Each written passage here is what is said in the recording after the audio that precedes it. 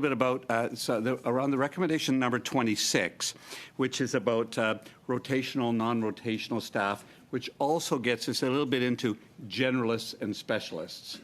And that balance between those people normally housed here in Ottawa who become content experts or sometimes functional experts versus those who are trained to go to the field and become experts at amassing information and doing the two-way bilateral relationship. Just wanted to give you a little bit of time to delve into that with me to say what your learnings were around the advantages and disadvantages of having increasing staff here in Ottawa and decreasing staff in the missions, or where we should be focusing and how we could do that. Well, thank you, Mr. Oliphant. As you noticed, we didn't make a specific recommendation on resource allocation. That is really up to the government, the minister and the department as to how you want to do that. But I referred in my remarks to the 10-year dearth of new hires. So as a result, you have the average age of a Foreign Service officer at 47. And in my previous life, I started in my 20s. So it's very difficult to build a career or to focus on a generalist specialist thing. Moreover, because there were no new hires, there were a lot of hires that were brought in as temporary or in different occupational groups other than Foreign Service officers who basically were doing Foreign Service officer work at headquarters. However, when it came time for an assignment overseas, they were overlooked because first priority was always for Foreign Service officers. So what has been created, what we heard from witnesses, is a type of caste system within the department. And it's complicated a bit as well in that there are three occupational groups. So there are three unions that represent people working in the department at the professional officer type level. So that is a difficult thing. And on generalists versus specialists, you do have niche expertise, trade negotiators, for example. You have the development specialists that would have been separate in. Le mauvais micro est ouvert pour le sénateur. The incorrect microphone is not on for the senator. It's the other one next to him that's on. Now you have it. All is well. All is well. The right microphone is now on.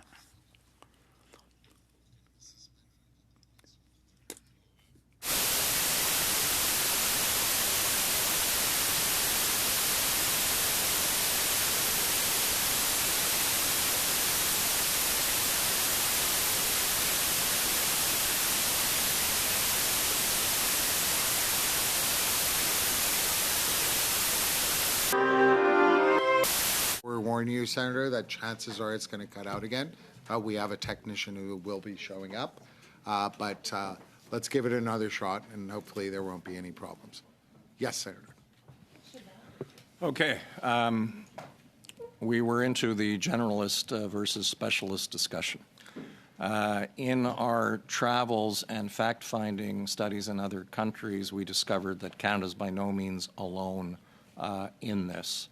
So you can have a specialist, for example, on arms control or on nuclear safety, which can get very, very specific, and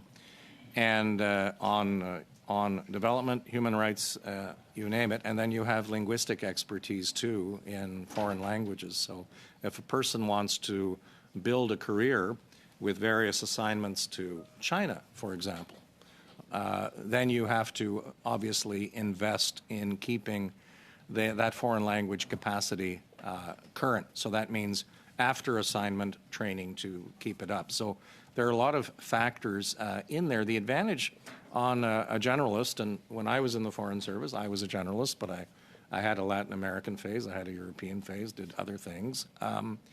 The advantage is that generally a generalist will be more nimble, can adapt more quickly. But you will want some people who have a specialization who do not necessarily want to be managers, who do not necessarily want to be ambassadors. And there was an attempt a few years ago to create another foreign service category. This was the FS4, where the salary range then went into the EX1 category, but with the understanding that these were seasoned professional experts. And over time, that too has eroded. So I would recommend that in the internal review, and which of course you're part of, Mr. Oliphant, is to really have a look at that and see what makes the most sense. Could I just ask about formation and education? And I come at this as a United Church minister where we had 6 seminaries across the country training people for the ministry in the United Church. The church and the academy worked hand in hand, differently but hand in hand. So the church had expectations given to the seminaries, and the seminaries had to respond. Freudian slip. What do you see as a perceived good relationship between our academic institutions in Canada and the preparation for and the recruitment of foreign service officers and others at GAC? I often get asked that by the academic institutions, and once we launched the report, I went to the Norman Patterson School here and then to the Monk School in Toronto as well, and there are many, many young people who are eager to get in. The Foreign Service exam in the past, all you needed to do was to pass the exam and have Canadian citizenship. But the exam that was being offered was very much like an SAT, if you know what that is, or an LSAT, so very specific and would not take into consideration foreign language capability, niche expertise, if you're an economist or a lawyer, that sort of thing. And that's why we recommended looking at that differently, and also looking at mid-career exchange in and out. The department had a very successful academic exchange program for a while, where experts would come in and then leave. Jennifer Welsh is an example, but that goes back into the 90s, and that sort of enrichment would be great. So getting people in sort of mid-career and rotating them out, and the same thing with other government departments and agencies, or even the provinces. Every province has an international affairs component in its work. Every department has an international affairs directorate of some kind. Have more fluidity in terms of moving people in and out, and then you can select your assistant deputy ministers or deputy ministers of the future on that basis. That's why we have a direct recommendation to the clerk of the Privy Council in this. Thank you. Thank you very much. We next go to MP Bergeron. You have 6 minutes. Merci, Monsieur le Président. Mon tour de saluer Thank you. It's my time to greet the cadets from the St. Hyacinthe Academy. I'm very pleased to see them. I was an instructor for the cadets, but Marine cadets for a number of years. Welcome to the Foreign Affairs and International Affairs Committee. Very pleased to meet with you again, Senator. And I join my praise for the excellence of your professional career, both as a diplomat, an ambassador, and a senator who is in fact chair of the Foreign Affairs Committee in the Senate side. One of the recommendations of your report was that Global Affairs Canada, GAC, should ensure the equal use of English and French and maintain learning skills in both languages and extend the possibilities for language training to other employees and local people in the field. Certain bureaucrats who should generally have a bilingual status, however, given their pay grade, they avoid the exam or the test. And quite often, the upper echelons of the Mandarinate do not share a complete knowledge of both languages. What message does this transmit to our international partners? Thank you very much for those questions, and thank you for your elegant praise initially.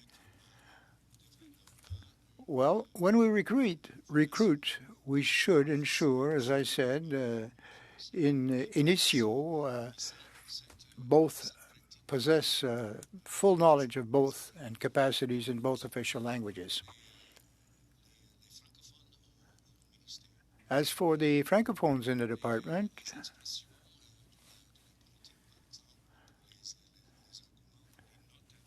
for the notes given to ministers, for the policy papers, generally speaking, they work in English.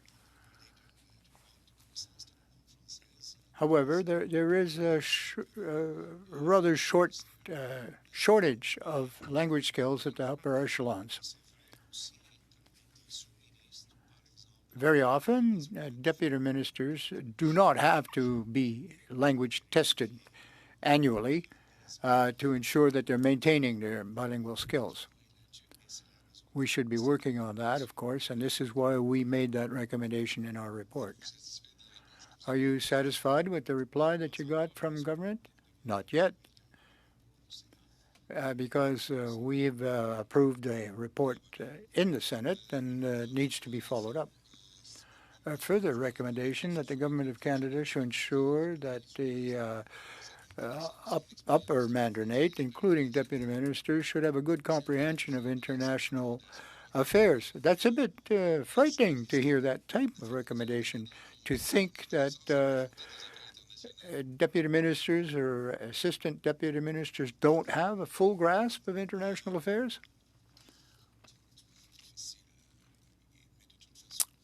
Well, I'll have to tread lightly here. The 4 deputy ministers currently have a rich experience, an in-depth, even for that of international trade as a portfolio. He worked at finance for a number of years, G7, G20. But there have been cases in the past where the deputy minister, or the deputy ministers in the plural, did not have this experience. And of course, it's important to have this knowledge to work in a network structure with other diplomats.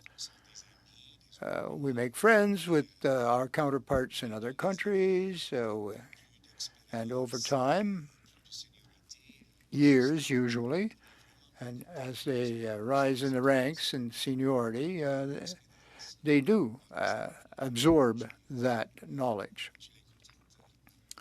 I have contacts with certain colleagues which I've maintained over the years. Recommendation 22, JC should recognize the significance and value of employees hired in the field and provide exchange possibilities.